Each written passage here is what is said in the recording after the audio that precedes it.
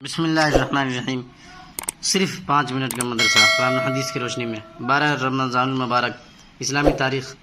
حضور صلی اللہ علیہ وسلم کا ایک تاریخی فیصلہ۔ رسول اللہ صلی اللہ علیہ وسلم کی نبوت سے چند سال قبل خانہ کعبہ کو دوبارہ تعمیر کرنے کی ضرورت پیش آئی۔ تمام قبیلے کے لوگوں نے مل کر خانہ کعبہ کی تعمیر کی، لیکن جب حجر اسود کو رکھنے کا وقت آیا تو سخت اختلاف پیدا ہو گیا۔ ہر قبیلہ چاہتا تھا کہ اس کو یہ شرف حاصل ہو، لہٰذا ہر طرف سے تلواریں کھنچ گئیں اور قتل و خون کی نوبت آ گئی۔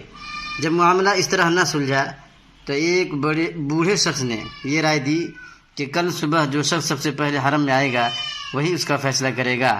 سب نے یہ رائے پسند کی۔ دوسرے دن سب سے پہلے حضور صلی اللہ علیہ وسلم داخل ہوئے۔ آپ صلی اللہ علیہ وسلم کو دیکھتے ہی سب بول اٹھے، یہ امین ہیں، ہم ان کے فیصلہ پر راضی ہیں۔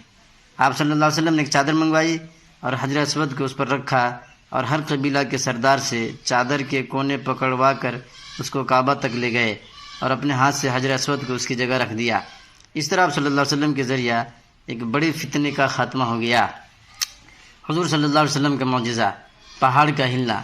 رسول اللہ صلی اللہ علیہ وسلم ایک مرتبہ احد پہاڑ پر چڑھے۔ آپ صلی اللہ علیہ وسلم کے ساتھ حضرت ابوبکر، عمر اور عثمان رضی اللہ عنہم بھی تھے۔ وہ پہاڑ ہلنے لگا۔ رسول اللہ صلی اللہ علیہ وسلم نے پہاڑ پر اپنا پاؤں مار کر فرمایا، اے احد ٹھہر جا، تجھ پر ایک نبی، ایک صدیق اور 2 شہید ہیں۔ تو وہ ٹھہر گیا۔ ایک فرض کے بارے میں، اذان سن کر نماز کے لیے نہ جانا۔ رسول اللہ صلی اللہ علیہ وسلم نے فرمایا، سراسر ظلم، کفر اور نفاق ہے اس شخص کا فعل جو اللہ کے منادی یعنی مؤذن کی آواز سنے اور نماز کو نہ جائے۔ ایک سنت کے بارے میں، گناہوں سے معافی کی دعا۔ اپنے گناہوں سے معافی مانگنے اور اللہ سے رحم و کرم طلب کرنے کے لیے دعا کرنی چاہیے۔ یہ حضرت آدم اور حوا علیہم السلام کی دعا ہے جو انہوں نے اپنی معافی کے لیے اللہ تعالیٰ سے کی تھی۔ ربنا ظلمنا انفسنا وان لم تغفر لنا وترحمنا لنکونن من الخاسرین۔ ترجمہ، اے ہمارے رب، ہم نے اپنی جانوں پر بڑا ظلم کیا، اب اگر آپ ہماری مغفرت نہیں فرمائیں گے اور رحم نہیں کریں گے تو ہمارا بڑا نقصان ہو جائے گا۔ سورہ اعراف۔ ایک اہم عمل کی فضیلت، غلطی معاف کرنے کا بدلہ۔ رسول اللہ صلی اللہ علیہ وسلم نے فرمایا، قیامت کے دن ایک پکارنے والا پکارے گا کہ کہاں ہیں وہ لوگ جو لوگوں کی غلطیاں معاف کر دیا کرتے تھے؟ وہ اپنے پروردگار کے حضور میں آئیں اور اپنا انعام لے جائیں، کیونکہ ہر وہ مسلمان جس کی لوگوں کو معاف کرنے کی عادت تھی وہ جنت میں جانے کا حقدار ہے۔ ایک گناہ کے بارے میں، حضرت عیسیٰ علیہ السلام کو خدا ماننا۔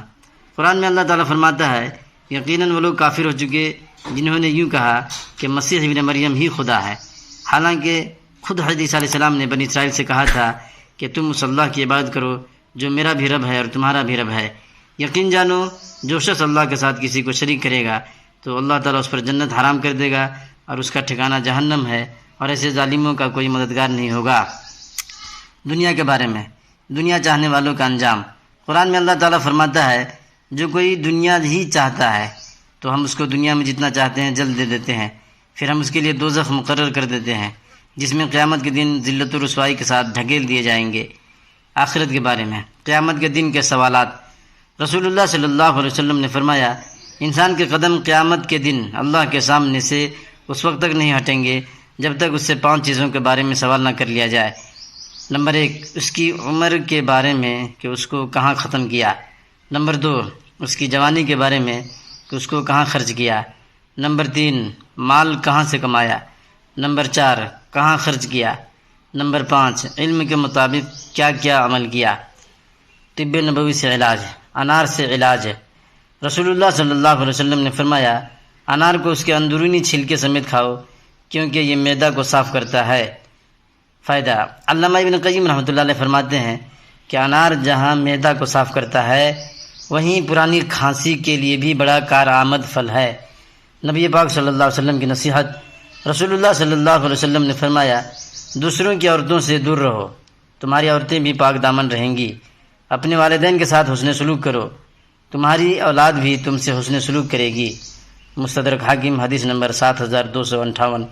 حضرت ابو ہریرہ رضی اللہ عنہ سے یہ حدیث مروی ہے۔